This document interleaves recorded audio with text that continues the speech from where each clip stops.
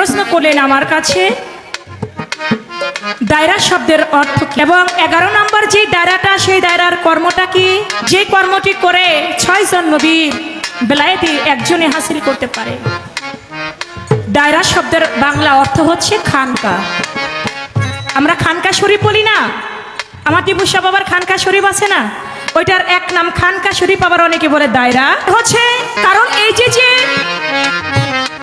11 নম্বর যেই দায়রার নামটা কুরুবিয়াত, এটা হচ্ছে তার অর্থ হচ্ছে আল্লাহতে বিলীন হয়ে যাওয়া।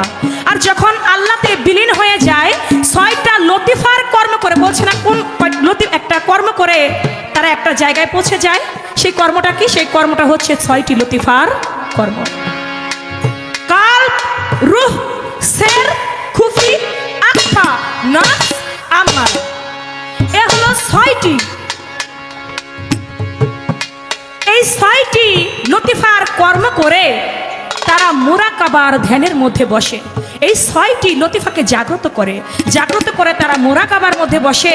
মুরাকাবার ধ্যানের ঘরে 41 বার আল্লাহ হাজিরি, আল্লাহ নাজিরি, আল্লাহু মাই, এই 3টি শব্দ তারা উচ্চারণ করে। আল্লাহ হাজিরি, আল্লাহ নাজিরি, আল্লাহ মাই, আল্লাহ আমার সামনে, আল্লাহ আমার পিছনে, আল্লাহ আমার সর্বদিকে বিরাজমান। সুবহানাল্লাহ। এই কর্মটি করে যখন ফানাফিলা বাকাবিলার মধ্যে পৌঁছে যায়, 6টি লতিফাকে যখন জাগ্রত করতে পারে, তখন 6 জন নবী বলে, 6 জন নবীকে, একজন ইব্রাহিম আলাইহিস সালাম, একজন ইসমাইল আলাইহিস সালাম, একজন মুসা নবী, একজন ইয়াকুব নবী, একজন ইউসুফ নবী, একজন আমার হুজুর পাক সাল্লাল্লাহু আলাইহি ওয়াসাল্লাম। এই 6 জন নবীর বেলায়েতকে নিজের মধ্যে হাসিল করা যায়। সবাই পারে না, সবার দ্বারা এটা সম্ভব না। আমি চন্দ্র মুখে বলছি, মুখে বলাটা যতটা সহজ, কর্মে করা তার থেকে অনেক বেশি কঠিন। আমি মুখ দিয়ে মুখস্থ বিদ্যা বলে যাচ্ছি, কিন্তু আমি কর্ম করতে যাই, আমার দ্বারা এই কর্ম হবে না। আমার দ্বারা 6টা লতিফাকে জাগ্রত করা আমার দ্বারা কখনোই সম্ভব না। তারাই এটাকে সাধন করতে পারে যারা দুনিয়ার মোহ মায়া মুক্ত হইতে পারে। আমি চন্দ্রা, আমার টাকার নেশা আছে, আমার বাড়ির নেশা আছে, আমার গাড়ির নেশা আছে, আমার জাগতিক মোহমায়ার নেশা আছে। তাহলে আমি কি করে সাধন করলে আমার সাধন কাজে আসবে? আমার দ্বারা এই সাধন করলে আমার দ্বারা সম্ভব না। 6টি নবীর বেলায়েতে আমার দ্বারা হাসিল করতে, এটা তার দ্বারাই সম্ভব যে দুনিয়ার মোহ মায়াকে মুক্ত হইয়া ভিড় হয়ে গেছে আমার আল্লাহ, তার দ্বারাই সম্ভব। এই জন্য বলেছে, আশিক দরিয়ার মৌজার পরে সাই আমার ভাসিয়া বেড়ায়, আশিক দরিয়ায় যে জন ডুবেছে মন আশিক দরিয়ায়। উসমান হারুনি, মনসুর হেল্লাস, তারা ত্যায্য করলো সমাজের কাজ। আপনারা অনেকেই জানেন, মনসুর হেল্লাস প্রতি রাতে 400 রাকাত নামাজ না পড়ে তিনি ঘুম আসতেন না। তিনি মস্ত বড় একজন মাওলানা ছিলেন। আগে কিন্তু তিনি এই পাগল ছিল না, তিনি কিন্তু আগে এমন আশেক ছিল না, তিনি ছিল একজন মাওলানা, যার নাম ছিল মাওলানা মনসুর হেল্লাস। প্রতি রাতে 400 রাকাত নামাজ পড়ে।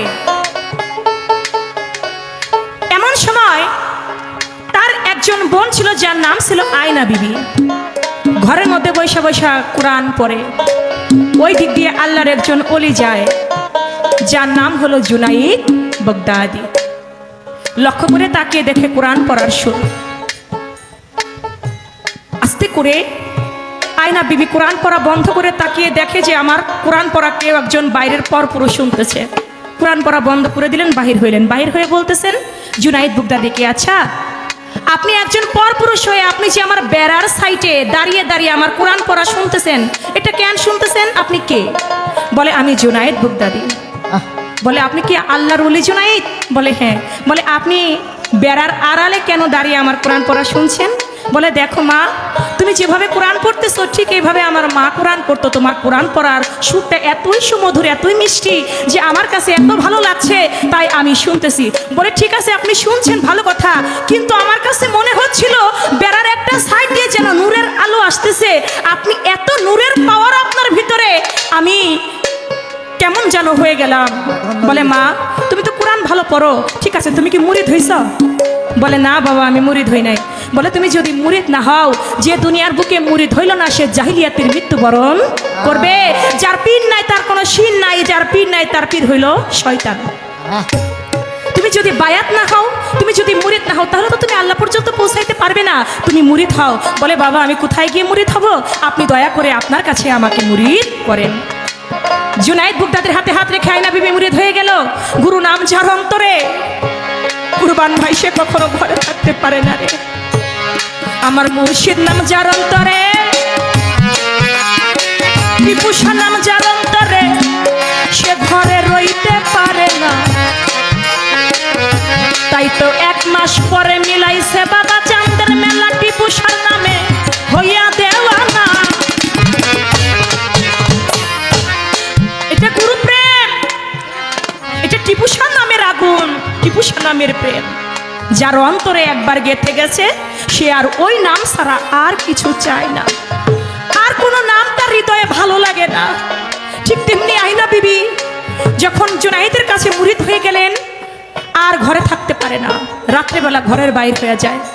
এদিকে মনসুর হেল্লাস তিনি তো শরীয়তের একজন আলেম, তাকে ডেকে ডেকে আরেকজন শরীয়তের কাজী রবিউল কাজী তিনি বলতেছে, এই মনসুর তুমি প্রতি রাতে 400 রাকাত 500 রাকাত নামাজ পড়ো, তুমি কি ঘরের খবর রাখো না? বলে কেন? বলে তোমার বোন পরপুরুষের সঙ্গ করে জঙ্গলে অধিক রাত্রে বেলায় তুমি যদি ঘরের খবর না রাখো তাহলে নামাজ পড়ে তোমার কি হবে? বলে এটা আমি বিশ্বাস করি না। বলে রাত্রে বেলায় অধিক রাত্রে তুমি একটু জাগ্রত হইয়া দেখো তোমার বোন কি কাজ করে।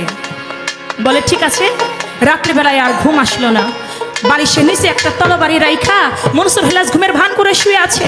এদিকে আয়না বিবির মনে তো আমার টিপুষার নাম জুনায়েদের নাম জাগ্রত হয়ে গেছে, আর ঘরে থাকতে পারলো না, ঘর থেকে বের হয়ে গেছে। এদিকে জুনায়েদ বুগদাদি সামনে যায়, তার পিছনে 10 জন আল্লাহর ওলি, তার পিছনে আয়না বিবি, তার পিছনে মনসুর হেলাস তলোয়ার নিয়ে হাঁটতেছে। আজকে আয়নাকে কতল করে ফেলবে, আজকে যার সঙ্গ করে জুনায়েদ বুগদাদি তাকে হত্যা করে ফেলবে। সামনের দিকে গেছে, দেখে একটা বনের বাঘ সামনের দিকে আসতেছে।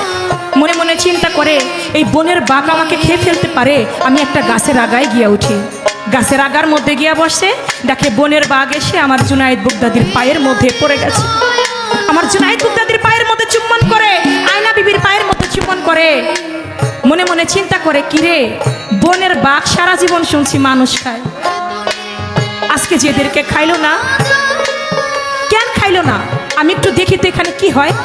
কিছু সময়ের মধ্যে 10 জন আল্লাহর ওলি, আয়না বিবি, মনসুর হেলাস কয়েকজন মিলে বসে বসে তারা আল্লাহর জিকির করতেছে। জিকির করতে করতে আল্লাহর জাতের সঙ্গে মিশে গিয়েছে।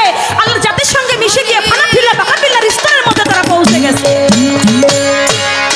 যখন ফানাফিলা বাকাবিল্লার মধ্যে পৌঁছে গেছে, তাদের দেহটা বিলীন হয়ে গেছে আমার আল্লাহতে, দেহটা খণ্ড বিখণ্ড হয়ে গেছে। যখন খণ্ড বিখণ্ড হয়ে গেছে, আল্লাহতে বিলীন হয়ে গেছে, আল্লাহর তরফ হইতে একটা ইশকের পেয়ালায় একটা খানা চলে আসছে। একটা গান শুনছেন না? যদি পাইতে হাসাও মাহবুবে মাওলা, যদি পাইতে হাসাও মাহবুবে মাওলা, খাও যায়া সেই ইশকের পেয়ালা।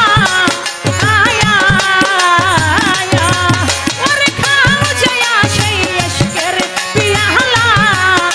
আয়া আয়া পেয়ালা।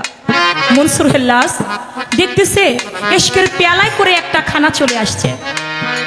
আয়না বিবির হাতে জুনায়েদ বুগদাদি দিল, আয়না খানাটা ভাগ করো। আয়না বিবি প্রতিদিন ভাগ 12টা করলে 12টাই হইতো, আজকে ভাগ করে 12টা ভাগ হয়ে যায় 13টা। আয়না বিবি বুঝতে পারে না, জিজ্ঞেস করে দয়াল জুনায়েদ বুগদাদির কাছে, দয়াল এমনি দিন 12টা ভাগ করে 12টাই হয়, আজকে কেন 13টা হইলো? আমি তো বুঝলাম না। বলে আয়না তুমি দেখতে চাও না শুনতে চাও? বলে দয়াল যেটা দেখা যায় এটা শুনে কে? বলে তাহলে তোমার ডান পাশে হাতে লক্ষ্য করে তাকিয়ে দেখো, তোমার বড় ভাই মনসুর হেল্লাস তোমাকে আমাকে কতল করবে বলে তলোয়ার নিয়ে দাঁড়িয়ে আছে। তাহলে আমাদেরকে কতল করবে বলে দাঁড়িয়ে আছে, তাহলে তার জন্য খানা কেন আসলো? বলে শোনো, এত সময় ভরে যে আমরা আল্লাহ ও আল্লাহর রসুলের জিকির করলাম, পীর মুর্শিদের গুণগান করলাম, এত সময় ভরে যে মনসুর শুনছে, এর জন্য আল্লাহ পাক খুশি হইয়া তার জন্য একটা খানা পাঠাই দিছে। তুমি একটা কাজ করো, তোমার ভাই মনসুরকে এই খানাটা খাওয়াই দাও। মনসুরের মন তো শক্ত, ডাক দেয়, ভাই আয়, দেখ না আল্লাহর তরফ হইতে একটা খানা আসছে, এই খানাটা খা। করে না এই খানা আমি খাবো না। করে ভাই খাও না, দেখো না আল্লাহর তরফ হইতে আসছে। একটু মনটা নরম হয়েছে, গাছ থেকে নিচে নেমে আসছে। যখন খানাটা মুখের মধ্যে দিছে, মনসুর আর নিচের মধ্যে নাই। মনসুর হালসে বেহাল হয়ে বলে, আইনা হক, আইনা হক, আইনা হক। মনসুর আর নিচের মধ্যে নিজে নাই। ওই ঔষধ খাইল রে যখন খুলে গেল মনসুরের দিব্য নয়ন, মনসুর নিজকে নিজেই কয়, আল্লাহ খাও যাইয়া সেই এশকের পিয়ালা।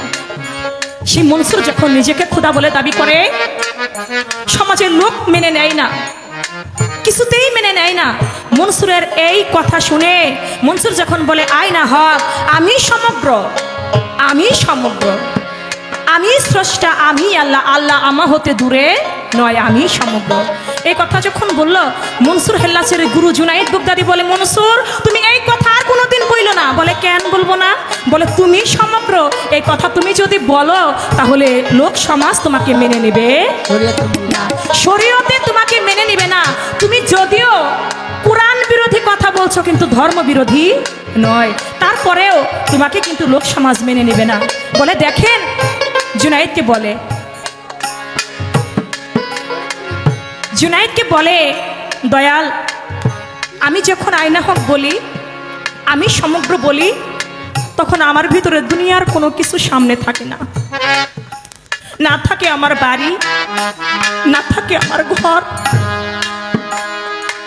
না থাকে আমার জাগতিক জগতের কোনো মোহমায়া। আমি শুধু তখন ওই মাওলাকেই দেখতে পাই, আর যখন আমি মাওলাকে দেখতে পাই তখনই আমি আয়না হক বলে উঠি, আমি সমগ্র বলে উঠি। কই মনসুর, তোমার এই কথাটা আমি বুঝতে পেরেছি, আমাদের সমাজের যারা আছে কিছু লোক তারা বুঝবে, কিন্তু সবাই এই কথা বুঝবে না। বলে, কেউ বুঝুক না বুঝুক তাতে আমার কিছু যায় আসে না, কিন্তু আমি কখন যে বলে উঠি আয়না হক আমি নিজেই জানি না। মনসুরকে সমাজের লোক জেলের মধ্যে দিয়ে দিল, জেলখানার মধ্যে দিল। মনসুরের হাত কাটলো, মনসুর কয় আয়না হক। মনসুরের পা কাটলো, মনসুর কয় আয়না হক। মনসুরকে দড়ি দিয়ে রশি দিয়ে একটা গাছের সাথে বাঁধার পরে বলতেছে, যারা তোমরা মনসুরকে ঘৃণা করো তারা সবাই মনসুরের গায়ে ঢিল মারবে, কেউ যেন বাদ থাকে না। যদি কেউ ঢিল মারা থেকে বাদ থাকে ধরে নিব সেও মনসুরের পক্ষে, তাকেও হাত পা কেটে এইভাবেই তাকে হত্যা করা হবে। এই কথা যখন বলল, মনসুরের যিনি গুরু, যিনি দয়াল, সবাই যখন ঢিল মারে, ইট ছুঁড়ে, সবার মধ্যে থেকে তো তারও মারতে হবে, নয়তো মনসুরের পক্ষে যায়। সে একটা তার গায়ের জুব্বার পকেটের মধ্যে করে একটা ফুল নিয়েছিল।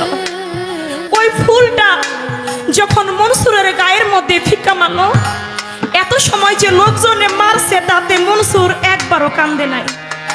এত সময় যে মনসুরের গায়ে ইট মেরেছে, ঢিল মেরেছে, রক্তাক্ত করেছে, হাত কাটছে, পা কাটছে, শুধু হাসছে, একবারও কান্দে নাই। যখন মনসুরের গায়ে তার গুরু জুনাইদ বুগদাদি একটা ফুল মারলো, সঙ্গে সঙ্গে চিৎকার মেরে কেঁদে উঠল, তুই অকুলে ভাসাইয়া গেলি আমার মুর্শিদ রে। মনসুরের গায়ে যখন তার মুর্শিদ জুনাইদ বুগদাদি একটা ফুল ফিকে মারলো, এত সময় ইট মেরেছে, ঢিল মেরে রক্তাক্ত করেছে, হাত কেটেছে, পা কেটেছে, একবারও কান্দে নাই, শুধু হাসছে।